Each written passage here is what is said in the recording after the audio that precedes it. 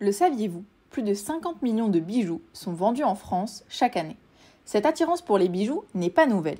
Depuis le début de l'humanité, les bijoux ont été bien plus que de simples ornements. Ils symbolisent par exemple le statut et le pouvoir. Chaque époque a développé ses propres styles et matériaux, allant de la simplicité des bijoux en ivoire aux somptueuses créations ornées de métaux précieux comme l'or et l'argent. Aujourd'hui, dans un monde où règne la surconsommation, notre désir d'accessoires et de luxe reste insatiable.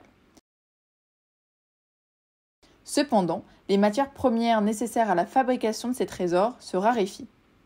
L'extraction de ces matériaux précieux, bien que nécessaire, pose des problèmes environnementaux majeurs.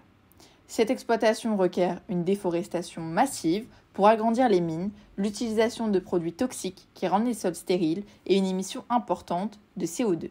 En effet, l'extraction des matières premières est l'une des étapes les plus polluantes dans le processus de fabrication des bijoux. Cependant, l'impact environnemental n'est pas le même selon les différents métaux.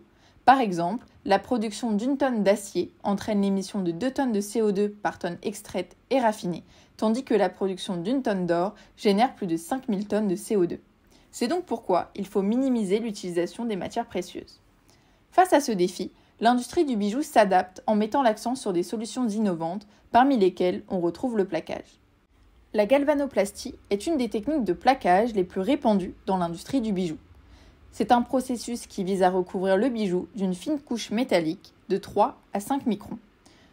Plus la couche est épaisse, plus la durée de protection est élevée. Cette couche permet aussi de changer l'aspect du bijou, selon les envies.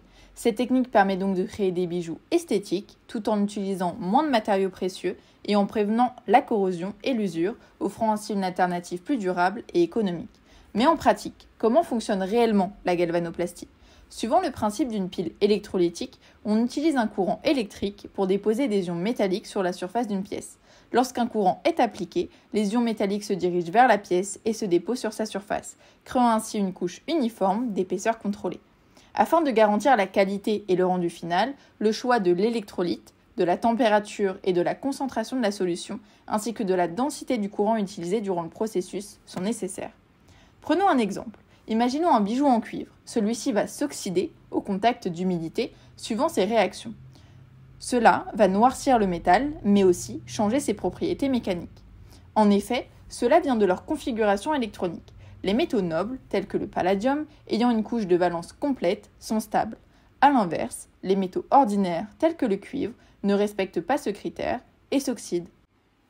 Et voilà, vous avez désormais une vision claire de la galvanoplastie, mais ce n'est qu'une des nombreuses techniques utilisées dans l'industrie. Les avancées se tournent de plus en plus vers le dépôt de couches minces, qu'ils soient physiques ou chimiques. Par ailleurs, l'utilisation de métaux recyclés témoigne d'un véritable engagement pour une production plus respectueuse de l'environnement.